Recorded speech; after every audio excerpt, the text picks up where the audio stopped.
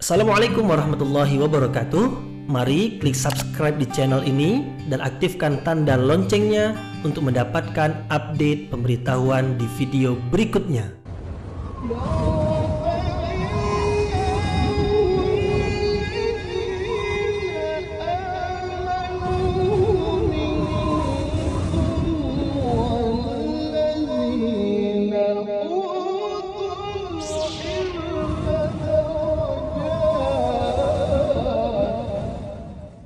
A'udzu billahi minasyaitonir rajim. Bismillahirrahmanirrahim. Assalamualaikum warahmatullahi wabarakatuh.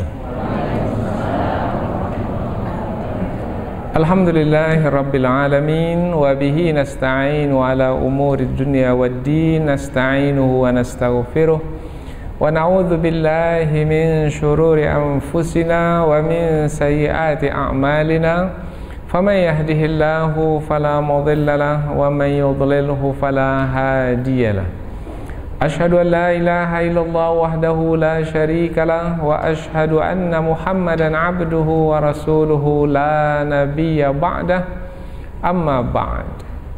Kita bersyukur kepada Allah Subhanahu wa taala yang masih melimpahkan rahmat dan nikmatnya. Kita bersyukur dengan mengucapkan alhamdulillahirabbil alamin. Tidak lupa pula bersalawat kepada Rasulullah dengan mengucapkan Allahumma salli ala Sayyidina Muhammad wa ala ali Sayyidina Muhammad. Dan bersalam kepada Rasulullah dengan mengucapkan Assalamu alayka ya Rasulullah. Alhamdulillah kita dapat kembali meneruskan pengajian tafsir ayat-ayat suci Al-Quran yang insyaAllah kita akan teruskan kepada ayat yang ke-104 dan 105 dari surah Ali Imran, yaitu yang menerangkan tentang kewajiban mendakwahkan agama Islam, mendakwahkan agama Islam kepada seluruh manusia sehingga mereka mengetahui tentang kebaikan agama Islam, sehingga mereka mengetahui kebenaran yang diterangkan di dalam Islam yang akan mendatangkan manfaat bagi hidup mereka di dunia ini dan di akhirat nanti. Nah, kewajiban mendakwahkan agama Islam di dalam ayat yang akan kita pelajari ini ada kaitannya dengan ayat yang sebelumnya, yaitu ayat yang sebelumnya Allah memerintahkan kita supaya tetap berada di dalam agama Islam, supaya tetap memelihara dan menjaga agama Islam di dalam hidup kita, di sepanjang hidup kita hingga kita meninggal dunia. Nah, tidak cukup kita saja yang beragama Islam, tetapi perlu jugalah kita memastikan bahwasanya orang lain juga hendaknya beragama Islam, sehingga tidak kita saja yang baik, tetapi orang lain pun juga hendaknya baik bersama dengan kita. Nah, inilah dia risalah Islam, yaitu kebaikan bukan untuk sekelompok dan sebahagian manusia, tetapi risalah Islam itu adalah untuk seluruh alam. Wa ma arsalnaka illa rahmatan lil alamin. Tidaklah kami mengutusmu wahai Muhammad melainkan sebagai rahmat bagi semesta alam. Jadi ayat ini adalah lanjutan dari ayat yang sebelumnya, yaitu apabila ayat sebelumnya menerangkan tentang pentingnya memelihara agama Islam di sepanjang hayat, ayat ini pula adalah pentingnya menyampaikan agama Islam itu kepada manusia yang lain di sepanjang hayat kita pula. Nah, jadi ayat yang akan kita pelajari ini lebih khusus menerangkan tentang dakwah. Dakwah maknanya seruan yang kita sampaikan kepada orang lain supaya orang tersebut juga memeluk agama Islam. Karena pada hari ini apabila kita lihat ke jumlah manusia yang ada di dunia pada hari ini adalah lebih kurang 6 miliar. Sementara umat Islam itu hanya berjumlah 2 miliar saja. Maka 4 miliar lagi dari penduduk muka bumi pada hari ini masih lagi belum beragama Islam. ada yang beragama Kristen, ada yang beragama Yahudi, ada yang beragama Hindu, Buddha, kemudian ada yang beragama animisme, percaya kepada jin, ada yang tidak beragama, dan mereka semua adalah dalam kesesatan, dalam kekufuran. Maka kitalah yang akan menyelamatkan mereka, karena kita adalah mengikut kepercayaan atau agama para nabi terdahulu. Agama para nabi mulai dari Nabi Adam alaihissalam sampai Nabi Muhammad sallallahu alaihi wasallam adalah agama Islam. Jadi ayat ini sangat berhubung kait, erat sekali hubungan dengan ayat yang sebelumnya. Dan memanglah antara satu ayat dengan ayat yang lain adalah seperti mata rantai yang tak nampak mana pangkalnya, mana ujungnya. Karena ayat-ayat Al-Quran adalah sebagai satu kesatuan. Allah Subhanahu wa taala berfirman, A'udzu billahi minasyaitonir rajim. Bismillahirrahmanirrahim. Wal takum minkum ummatun yad'una ilal khair wa ya'muruna bil ma'ruf wa yanhauna 'anil munkar wa ulaika humul muflihun. ولا تكونوا كالذين تفرقوا واختلفوا من بعد ما جاءهم البينات وأولئك لهم عذاب عظيم.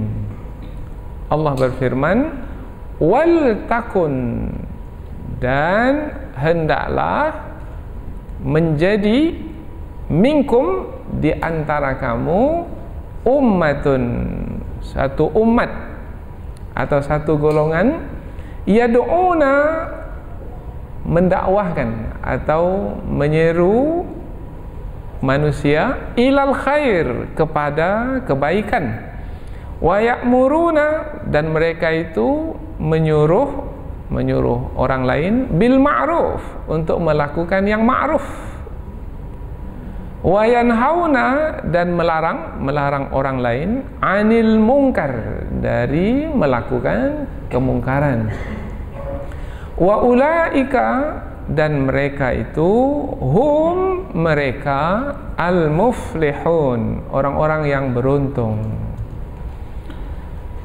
Wala takunu, dan janganlah kamu menjadi kalladzina, seperti orang-orang yang tafarraqu, mereka itu berpecah belah, wakhtalafu, dan mereka itu berselisih, min ba'di, selepas atau setelah, ma ja'ahumul bayinat, apa-apa yang telah datang kepada mereka berupa penjelasan-penjelasan, yaitu ayat-ayat Allah yang terang.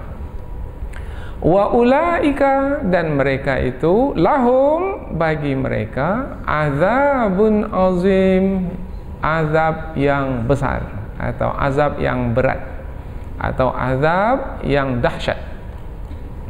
Kita ulang dari awal. Dan hendaklah kamu menjadi, sebahagian kamu menjadi, atau di antara kamu menjadi satu umat yang menyeru kepada kebaikan dan memerintahkan orang lain untuk melakukan yang ma'ruf dan melarang orang lain dari melakukan kemungkaran.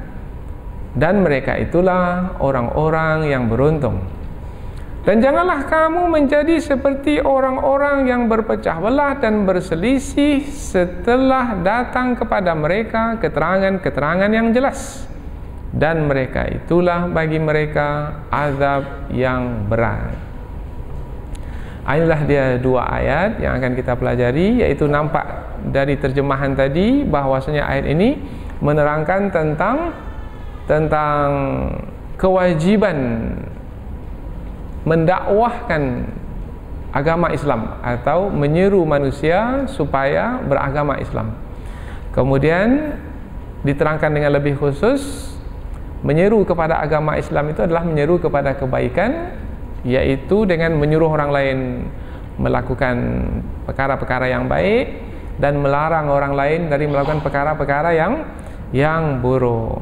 Kemudian diberitakan sebagai berita gembira bagi orang yang mau mendakwahkan agama Islam, mereka itu akan dimasukkan ke dalam kumpulan orang-orang yang beruntung, orang-orang yang mendapatkan keberuntungan di dunia dan di akhirat. Kemudian pada ayat berikutnya Allah menerangkan tentang larangan yang tegas. Apabila tadi diperintahkan untuk menjadi umat yang mendakwahkan agama Islam, maka mestilah, kalau umat bermakna mestilah bersatu padu, maka Allah melarang jangan sampai tidak bersatu padu, jangan sampai bercerai-berai, jangan sampai berpecah belah, seperti umat-umat yang dicela di dalam Al-Quran, seperti umat Yahudi, umat Nasrani, dan orang-orang kafir lainnya, yang mana mereka itu berpecah belah, mereka menjadi berkelompok-kelompok. Kullu hizbin bima ladaihim farihun. Masing-masing kelompok berbangga dengan kelompoknya. Mereka benci-membenci, musuh-memusuhi, bahkan sampai kepada saling membunuh. Nah, umat Islam dilarang untuk seperti itu. Nah, pelarangan menjadi tegas karena apabila umat Islam seperti itu, maka agama Islam tidak akan mungkin sampai kepada manusia, maka kebaikan akan hilang dari muka bumi, maka itu bisa membawa kepada kehancuran alam semesta. Bukan hanya kebinasaan manusia, tetapi kehancuran alam semesta. Maka bermakna telah lalai dalam menjalankan kewajiban sebagai umat Islam yang telah mengetahui kebenaran. Maka di penghujung ayat Allah menyebutkan ancamannya. Siapa yang telah mengabaikan kewajiban mendakwahkan Islam dengan bercerai-berai, berpecah belah, mengikuti kehendak hawa nafsu dengan keangkuhan, kesombongan dan kedengkian, maka bagi mereka azab yang dahsyat. Jadi ayat ini ada berita gembira, keberuntungan, ada pula ancaman, yaitu azab yang berat. Mudah-mudahan dengan dua ayat yang kita pelajari ini akan memberikan gambaran kepada kita bahwasanya kita ini adalah umat yang memiliki peran yang mulia, yaitu menyelamatkan bangsa manusia. Bukan hanya bangsa manusia, tetapi juga alam semesta. Inilah ringkasan dari dua ayat yang akan kita pelajari dalam kesempatan ini, dan seterusnya kita akan teruskan kepada tafsir ayat, yaitu penjelasan yang lebih panjang dari ayat. Di permulaan ayat yang ke-104, Allah memulakan ayat ini dengan perkataan wa, wal takun, wa, dan. Kalau disebut perkataan dan, bermakna ayat ini ada hubungannya dengan ayat yang sebelumnya, yaitu melanjutkan ayat yang sebelumnya. Nah, kita sudah terangkan tadi, ayat sebelumnya menerangkan tentang perintah supaya tetap berada dalam agama Islam. Nah, dilanjutkan, jangan hanya berada dalam agama Islam kemudian berdiam diri, tidak berada dalam agama Islam, bangkit kemudian seru pula manusia yang lain yang belum lagi beragama Islam supaya beragama Islam. Ini wa di sini bermakna lanjutan perintah Allah. Sebelumnya ada perintah Allah, sekarang ada pula perintah Allah. Dan perintah Allah menjadi terang, menjadi lebih jelas karena perkataan berikutnya adalah wal takun. Wal, lam yang ada di situ, lamus sukut, itu adalah lamul amar. Lam amar maknanya lam perintah. Nah, kalau Allah memerintah di dalam Al-Quran, maka wajib untuk dipatuhi, untuk diikuti. Maka yang Allah perintahkan dalam ayat ini, ia adalah kewajiban. Apa yang Allah perintahkan dalam ayat ini? Yang Allah perintahkan dalam ayat ini, hendaknya sebahagian kita menjadi orang-orang yang menyeru kepada kebaikan. Hendaklah sebagian kita menjadi sekelompok orang yang berdakwah, mendakwahkan agama Islam kepada orang lain. Itu adalah kewajiban. Kemudian ada perkataan minkum, di antara kamu. Nah, kata di antara kamu ini pendapat pertama dari ulama tafsir adalah litab'id, maknanya adalah sebahagian. Siapa yang berkewajiban mendakwahkan agama Islam? Kata pendapat yang pertama, sebahagian dari umat Islam. Kalau sebahagian sudah menjalankan tugas mendakwahkan agama Islam, maka yang lainnya tidak berdosa lagi. Tetapi kalau yang sebahagian itu juga tidak ada, sama sekali satu orang pun tidak ada mendakwahkan agama Islam, maka semua umat Islam berdosa. Itu namanya fardu kifayah. Contoh mudah fardu kifayah ini yang biasa disebut adalah kalau ada orang meninggal dunia, maka hukum menyelenggarakan jenazah tersebut adalah fardu kifayah. Kalau sebahagian menyelenggarakan jenazah tersebut, yang lain itu sudah tidak berdosa lagi. Tetapi kalau satu orang pun tak ada yang menyelenggarakan si mayat, maka semua umat Islam berdosa. Itu namanya fardu kifayah. Begitu juga kewajiban dakwah menurut pendapat yang pertama ini. Jadi kalau ada sudah sebahagian orang yang berdiri tampil untuk berdakwah, maka yang lainnya gugur kewajiban.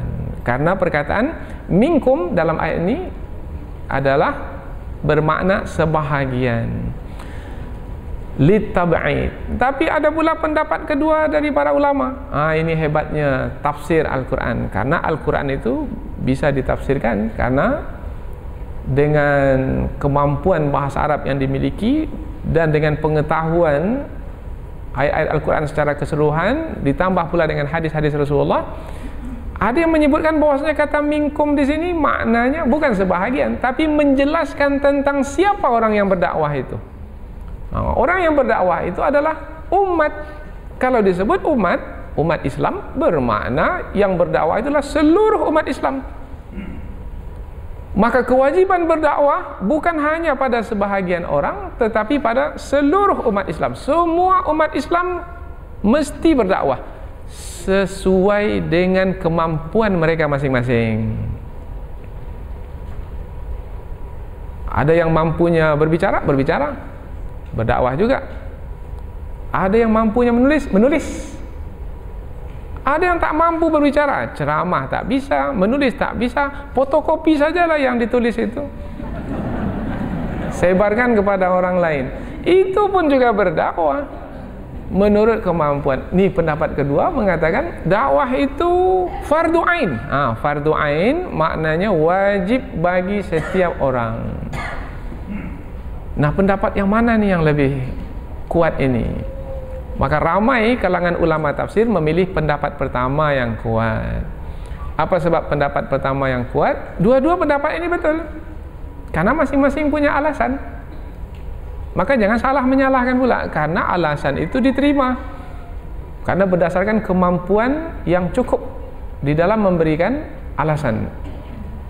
Yang tidak boleh adalah yang membuat-buat alasan. Nah, ini masing-masing pendapat ini ada alasan, dan alasan itu berdasarkan kemampuan. Sebagian besar ulama tafsir mengatakan pendapat pertama adalah lebih kuat. Apa sebab? Sebab dakwah itu adalah perkara yang berat, yang memerlukan keahlian. Kalau tidak ahli dalam berdakwah, boleh jadi yang disampaikan itu menurut dia baik, rupanya buruk. Boleh jadi yang dia sampaikan itu buruk, mencegah orang dari melakukan keburukan, rupanya dicegahnya itu adalah yang baik. Akhirnya dia tidak menyeru kepada kebaikan, malah sebaliknya dia menyeru kepada keburukan. Maka hendaklah yang menjalankan tugas dakwah itu adalah sekumpulan orang yang memiliki keahlian yang cukup, sehingga ia menyeru kepada kebaikan yang sebenarnya. Dan lebih lagi adalah kalau orang yang berdakwah itu tidak pandai berdakwah, boleh jadi pada waktu lembut dia jadi keras. Yang semestinya mesti keras tegas, dia pula berlembut.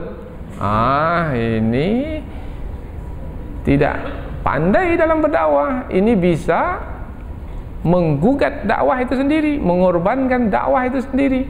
Maka kata para ulama yang memilih pendapat pertama adalah sebahagian itu adalah wajib bagi mereka.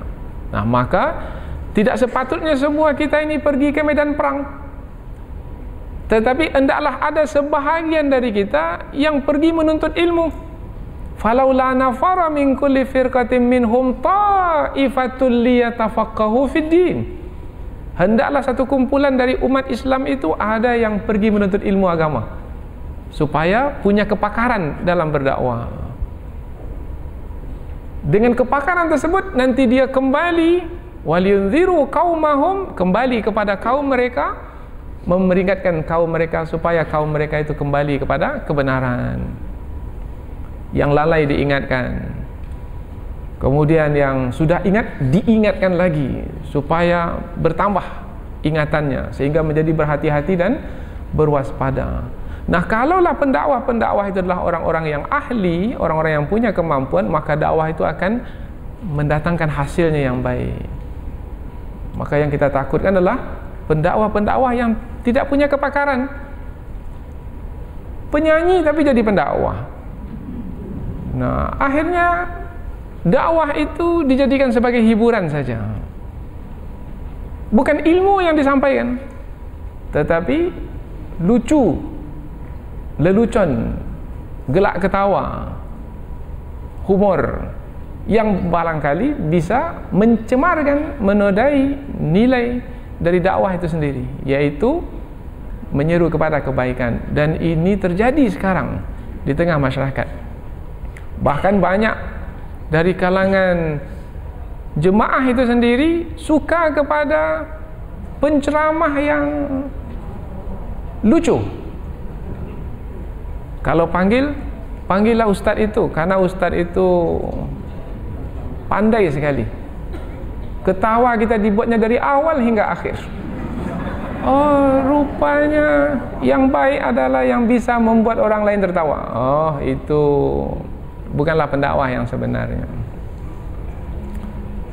Maka dengan memilih pendapat yang pertama, yaitu yang berkewajiban itu adalah sebahagian dan yang sebahagian itu adalah yang berkemampuan, yang betul-betul punya kepakaran, maka insya Allah dakwah itu akan mendatangkan hasilnya dan mencapai sasarannya. Itu makna kata min. Wal takum minkum ummatu yad'una ilal khair. Dan hendaklah di antara kamu ada umat, segolongan. Di dalam ayat ini Allah tidak menggunakan kata segolongan, umpamanya ta'ifatun seperti dalam ayat yang kita baca tadi, tapi Allah menggunakan kata umat. Mengapa Allah menggunakan kata umat padahal ia adalah segolongan? Maka jawabannya adalah perkataan umat itu diambil dari perkataan itu maknanya adalah ibu atau induk. Ibu dikatakan ibu, maknanya adalah ibu itu menyatukan anaknya ramai. Maka anak ramai itu disatukan oleh seorang ibu. Karena dari rahim ibu itulah, dari rahim yang satu itulah lahir anak yang banyak. Maka ibu itu menyatukan. Kemudian ada perkataan imam, dari perkataan yang sama juga. Imam dikatakan imam, ada satu imam di hadapan pada waktu salat jemaah, ia menyatukan jemaah yang lainnya. Imam berdiri, semua berdiri. Imam rukuk, semua rukuk. Menyatukan gerakan makmum. Nah, ummah dikatakan ummah atau umat dikatakan umat karena dia menyatukan. Kalau disebut umat Islam, maka yang menyatukan mereka itu adalah Islam. Umat Islam yang menyatukan mereka adalah Islam. Nah, untuk kelompok yang mendakwahkan agama Islam itu disebut juga umat. Maknanya adalah mestilah kelompok yang mendakwahkan agama Islam itu mestilah satu kesatuan. Untuk satu kesatuan mereka itu mesti hormat menghormati, mesti bantu membantu, mesti tolong menolong. Kemudian apabila ada kekurangan mesti saling menutupi kekurangan. Kalau ada kelebihan mesti memadukan kelebihan-kelebihan yang ada sehingga mereka menjadi satu kesatuan. Barulah itu disebut sebagai umat di dalam berdakwah. Bagaimana dengan kelompok dakwah di tengah umat Islam pada hari ini? Apakah mereka satu kesatuan? Atau berkelompok-kelompok, kemudian masing-masing kelompok menganggap mereka lah yang benar dan yang lainnya salah? Mereka sajalah yang akan masuk surga, yang lainnya masuk neraka. Mereka saja yang berada di atas sunnah, kemudian orang lain bid'ah.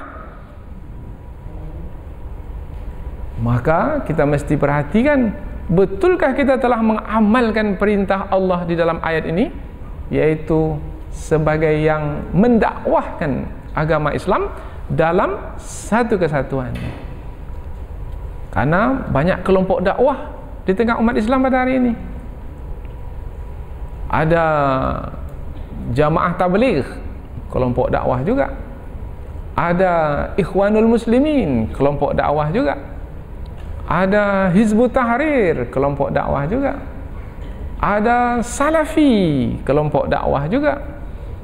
Ada tarekat, kelompok dakwah juga yang mensucikan hati mereka.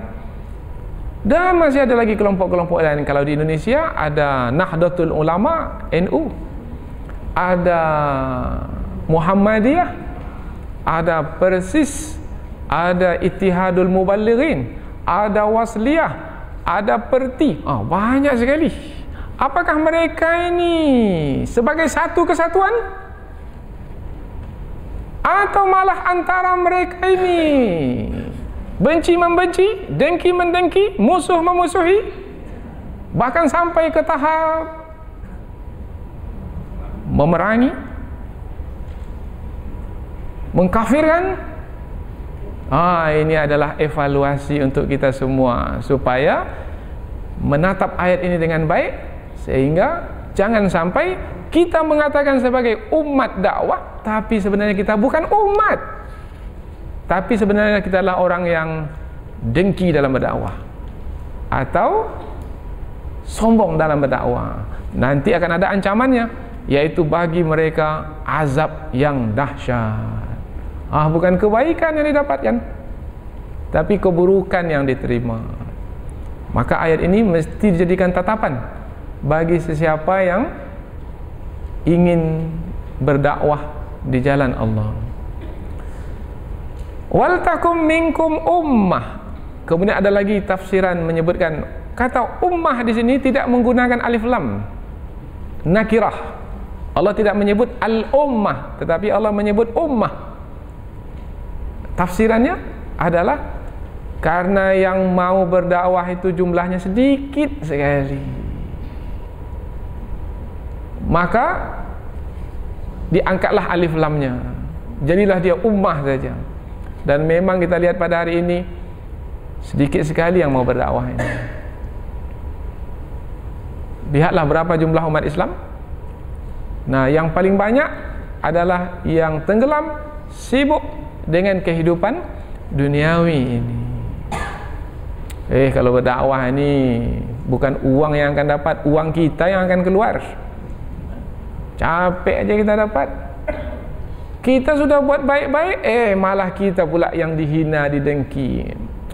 Tak usahlah berdakwah, cari uang aja lah kerja. Nah, ramai orang yang seperti itu berfikir. Maka Allah mengingatkan memang sedikit orang yang mau berdakwah, tapi Allah berikan kabar gembira. Mereka itulah sebenarnya orang-orang yang beruntung. Bermana orang yang tak berdakwah? Kalau disebutkan orang yang berdakwah beruntung, maka orang yang tidak berdakwah rugi. Itu mafhum mukhalafahnya. Rugi. Ada peluang untuk berdakwah tapi tak mau berdakwah, rugi. Nanti kita akan sampai ke perkataan beruntung tersebut. Yad'una ilal khair, mereka itu menyeru kepada kebaikan. Kebaikan yang dimaksudkan adalah agama Islam. Atau kalau disebut agama Islam, yaitu Al-Quran dan Sunnah. Menyeru kepada kebaikan, maknanya menyeru kepada mengikuti Al-Quran, menyeru kepada mengikuti As-Sunnah. Wa ya'muruna bil ma'ruf, menyuruh orang lain melakukan yang ma'ruf. Makna ma'ruf maknanya setiap perkara yang baik yang ditetapkan oleh syariat dan fitrah manusia. Atau boleh juga tambah yang ditetapkan baik oleh syariat. Kalau disebut syariat bermakna berdasarkan wahyu, oleh fitrah manusia atau oleh akal manusia, yaitu akal yang sehat. Jadi baru sesuatu itu disebut ma'ruf. Ini sesuai dengan wahyu atau tidak?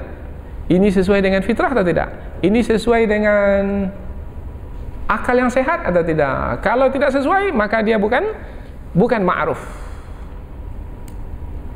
Karena untuk mengetahuinya itu mestilah dengan yang pasti. Nah, yang pasti itu adalah yang datang dari sisi Allah. Kalau kita yang menetapkan ma'ruf, baik, boleh jadi yang kita anggap baik rupanya buruk. Boleh jadi yang kita anggap buruk rupanya adalah baik. Menyuruh melakukan kebaikan.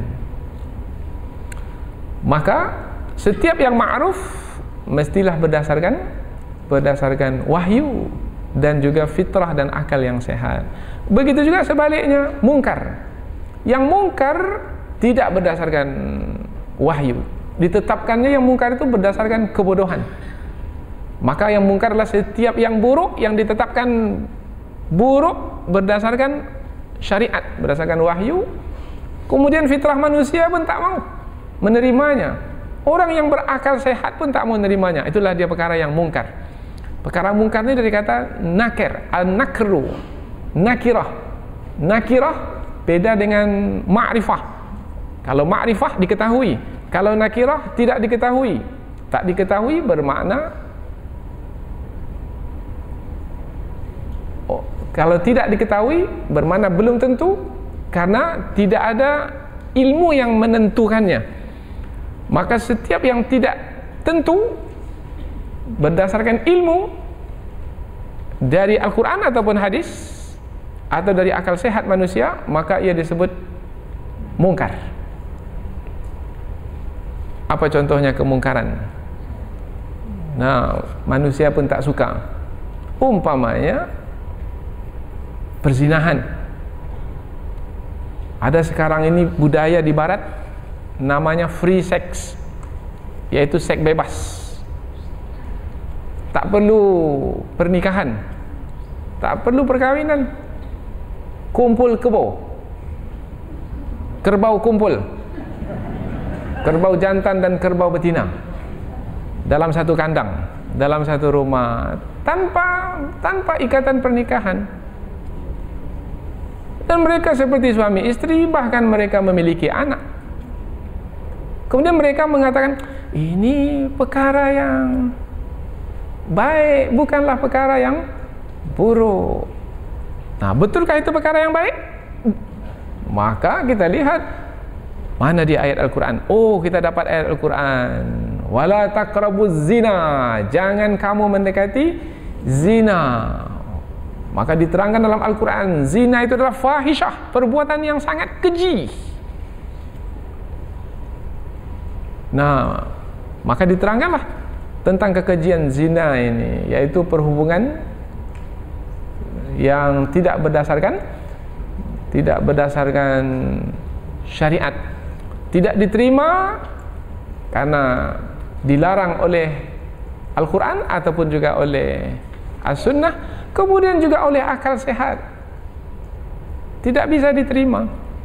Apa sebab?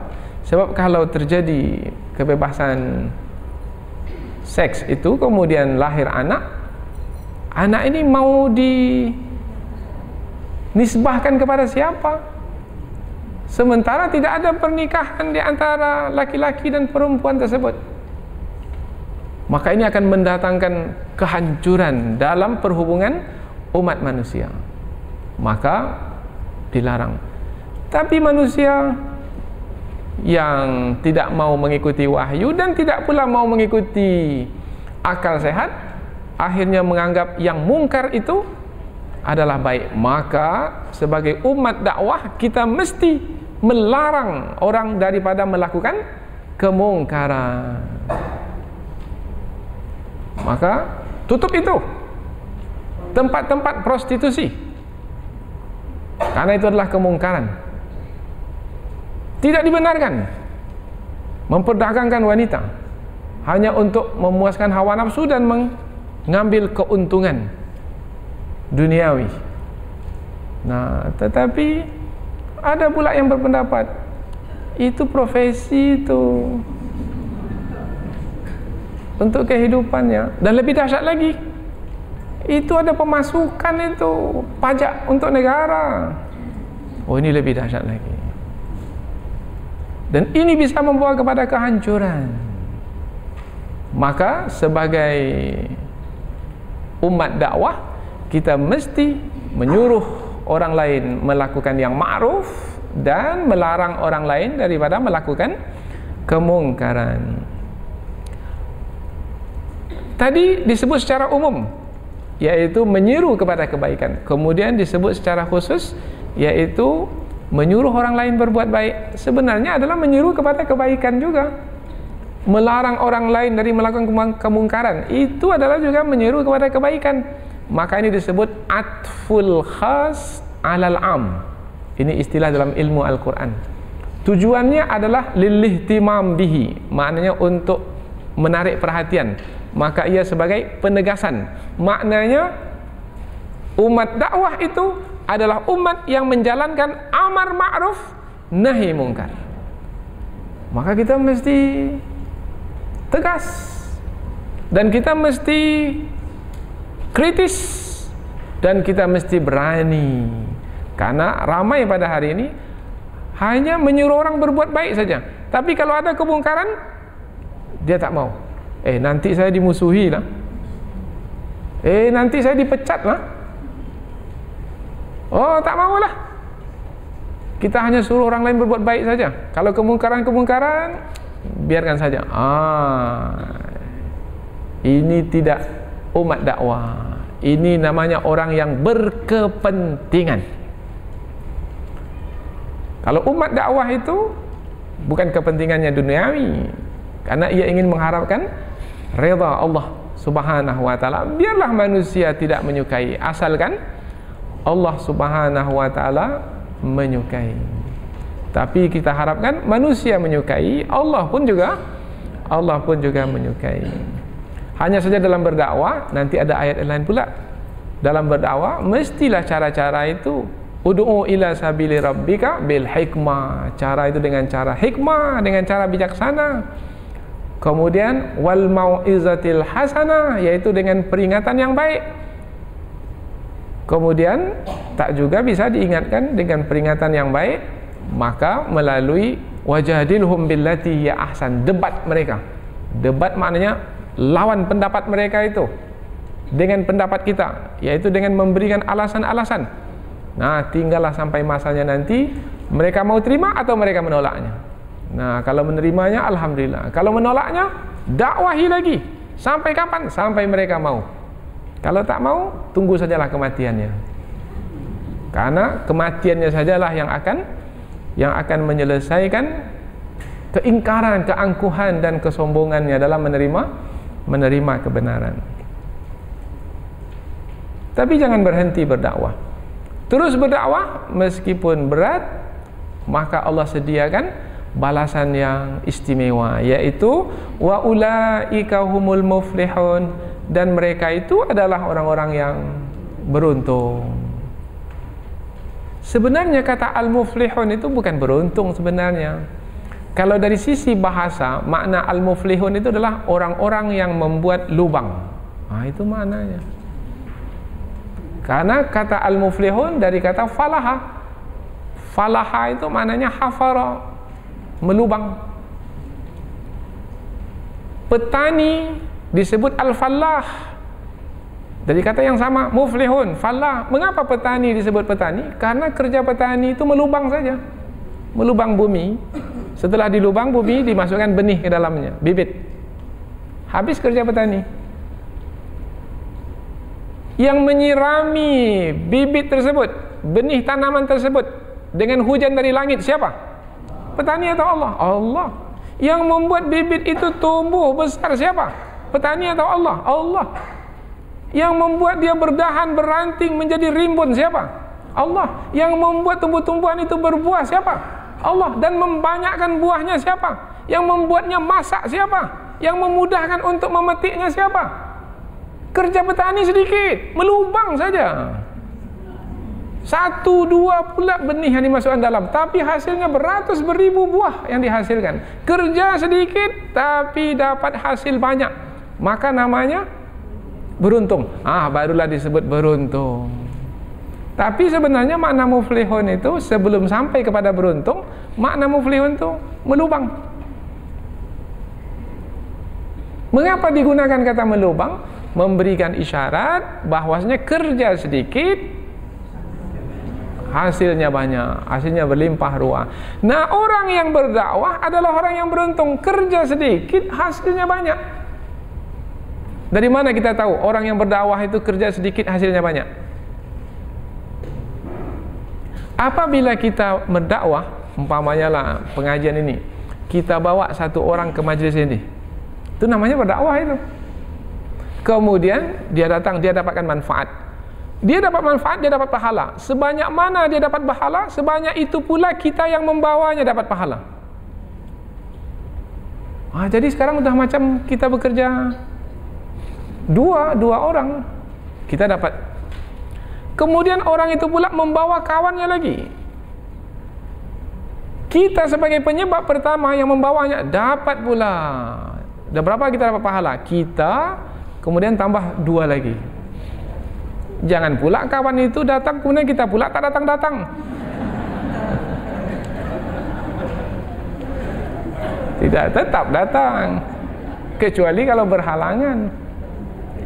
Yang 2 itu bawa lagi kawannya sampai beratus, sampai beribu.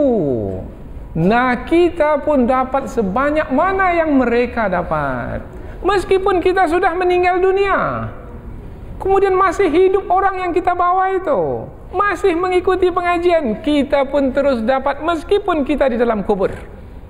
Kerja sedikit tapi dapat hasil banyak, maka disebutlah orang berdakwah itu al-muflihun. Maka tak mau berdakwah. Hanya orang yang tak bijaksana saja yang tak mau berdakwah. Itu bahasa lembut itu. Kalau bahasa yang keras sedikit, hanya orang yang tak berakal saja yang tak mau berdakwah. Itu pun masih lembut juga itu. Hanya orang bodoh saja yang tak mau berdakwah. Ayat berikutnya pula Allah melarang. Apabila berdakwah, mestilah ketika berdakwah bersama-sama itu sebagai satu kesatuan. Jangan berpecah belah. Maka Allah melarang, wala takunu, dan janganlah kamu menjadi kallazina tafarraqu, seperti orang yang berpecah belah. Apabila kamu adalah sebagai umat dakwah, mestilah kamu satu kesatuan. Jangan kamu seperti orang yang berpecah belah. Siapa mereka yang berpecah belah? Tak disebutkan dalam ayat ini siapa, tetapi ada isyarat menyebutkan bahwasanya orang-orang kafir adalah orang yang berpecah belah. Mengapa mereka berpecah belah? Sebab mereka itu mengikuti kehendak hawa nafsu mereka dalam melakukan sesuatu. Kalau ikut kehendak hawa nafsu, lain orang, lain kehendaknya. Lain orang, lain kehendaknya. Tak sama kehendak, dia akan buat kelompok lagi, berpecah. Dulu satu partai besar, tapi tak seide, maka dia keluar dari partai tersebut, buat partai baru lagi, karena tak sesuai. Oh, kalau macam ni, ini tak bisa kita dapat ini. Mari kita buat lagi yang baru, buat lagi yang baru. Sampai berapa? Sampai banyak sekali. Kullu hizbin bima ladayhim farihun. Setiap kelompok itu dengan kelompoknya dia jadi berbangga-bangga. Apa sebab? Sebab mereka mengikuti hawa nafsu. Umat Islam tidak akan melakukan yang seperti itu. Apa sebab?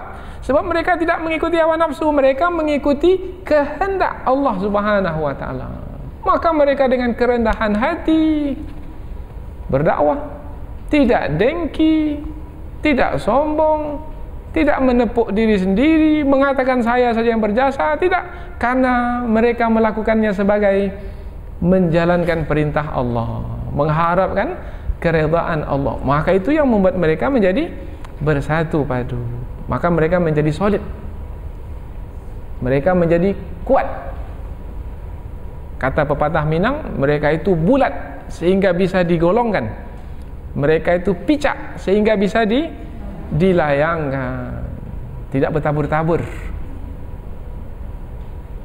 Kalau seperti pasir itu bertabur-tabur, tidak satu kesatuan. Cobalah hembus pasir yang ada di depan kita itu, maka dia bertabur ke kanan, ke kiri, ke atas, dan menyebar, berpisah dari yang lainnya.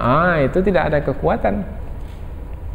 Maka berdakwah mesti satu kesatuan. Apalagi musuh di depan itu, dia sangat, musuh di hadapan sangat mendengki kita, maka dia cari kekurangan kita.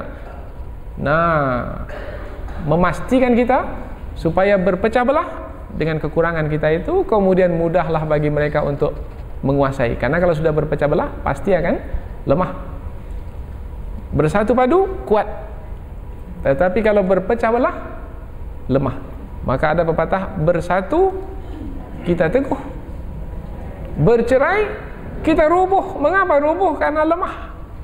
Maka musuh itu pandai, kelompok-kelompok yang ada dalam Islam ini diadukan, dilagakan, nah, ditentangkan, dihadap-hadapkan, diapi-apikan, disebarkan fitnah di antara mereka, supaya kita ini berpecah belah.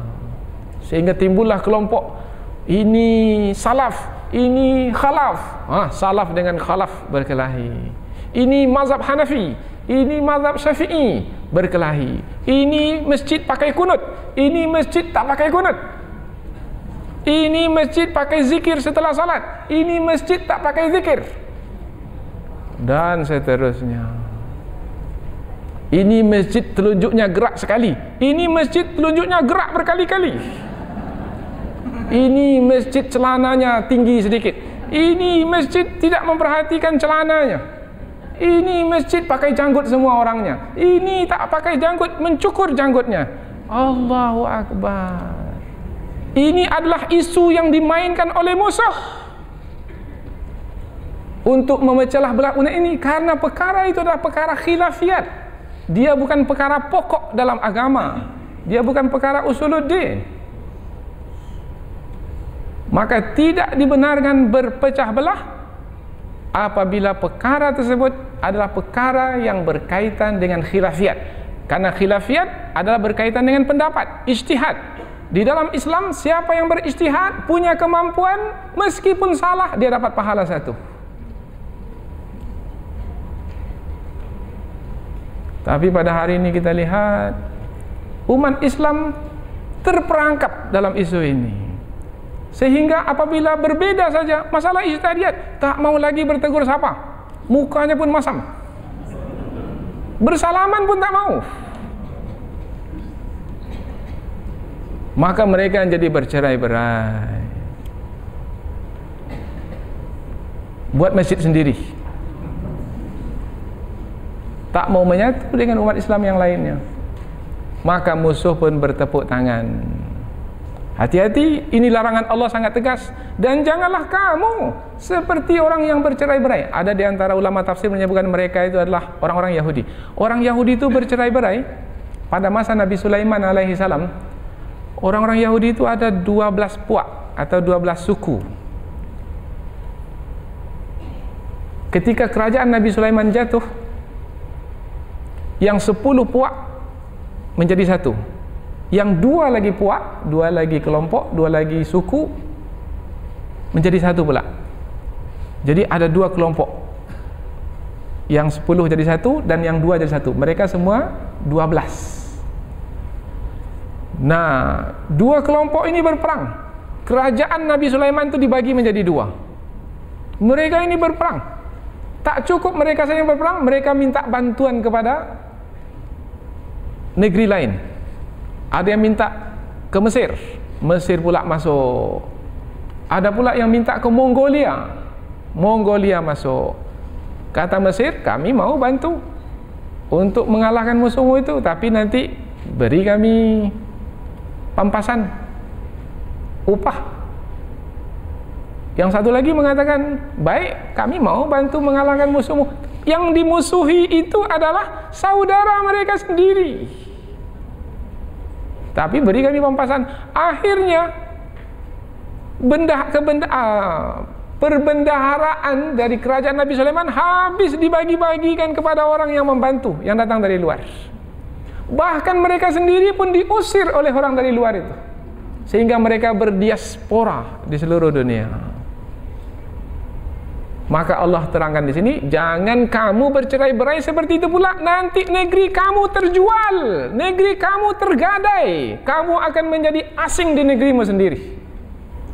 Lihat ayat ini, hebat sekali. Wala takunu, dan janganlah kamu menjadi kalladzina tafarraqu, seperti orang-orang yang bercerai-berai, berpecah belah, seperti orang-orang Yahudi sampai ke tahap perang memerangi. Wakhtalafu, dan mereka berselisih. Ada kata tafarraqu, ada kata wakhtalafu, berselisih. Ini kaitannya dengan hawa nafsu. Min ba'di ma ja'ahumul bayyinat, setelah datang kepada mereka keterangan-keterangan yang jelas. Mereka tahu perkara tersebut, tapi mereka bercerai-berai juga. Oh, bermakna ada unsur hawa nafsu masuk di dalamnya. Mungkin ada perkara duniawi agaknya. Wa ulaika lahum azabun azim. Kalau berlaku juga bercerai-berai sementara ia adalah yang dilarang, dan melakukannya dengan kesengajaan karena mengikuti hawa nafsu, karena kedengkian. Ini bukan kelompok kita ini. Ustadznya tak sama dengan ustadz kita loh. Ini bukan kelompok kita lah ini. Nah, apabila sampai ke tahap seperti itu, telah bercerai-berai dengan mengikuti kehendak hawa nafsu, ancaman Allah, maka mereka itu, bagi mereka, wa ulaika lahum, bagi mereka, azabun, azab azim, yang dahsyat. Mengapa azab yang dahsyat, yang besar, yang berat? Sebab perbuatan mereka bercerai-berai itu adalah perbuatan yang besar, yang dahsyat. Karena dengan mencerai-berai umat Islam ini, sehingga tidak lagi umat Islam ini menjadi umat yang menyeru kepada kebaikan. Apabila umat ini tidak menyeru kepada kebaikan, maka kebaikan tidak akan didapatkan oleh semua manusia. Akhirnya membawa kepada kehancuran alam semesta. Bermakna dia menjadi penyebab kepada kehancuran alam semesta. Bermakna perbuatan itu perbuatan yang besar, dahsyat, maka azab untuknya azab yang besar dan dahsyat pula. Maka jangan bermain-main dalam berdakwah. Masuk saja unsur hawa nafsu, azab Allah menanti. Na'udzubillah min dzalik. Mudah-mudahan dua ayat ini menjadi petunjuk dan bimbingan bagi kita, supaya kita dapat menyampaikan kebaikan kepada seluruh manusia. Dan kita mulailah dari ahli keluarga kita sendiri yang dekat dahulu, kemudian yang lebih jauh, sampai kepada orang yang bukan Islam, sampai kepada penentang-penentang itu sekalipun. Karena ada yang menentang dengan terang-terangan, kita sampaikan dengan cara yang baik. Mudah-mudahan dengan kebersamaan, kesatuan kita sebagai satu umat dakwah, kita akan mendapatkan kebaikan di dunia dan di akhirat. Kita jaga dari berpecah belah, karena ancaman dari Allah sangat keras, dan kita tidak ingin ia berlaku ke atas diri kita, tidak di dunia ini dan tidak pula di akhirat nanti. Subhanakallahumma wa bihamdika, asyhadu an la ilaha illa anta wa astaghfiruka wa atubu ilaik. Wassalamualaikum warahmatullahi wabarakatuh.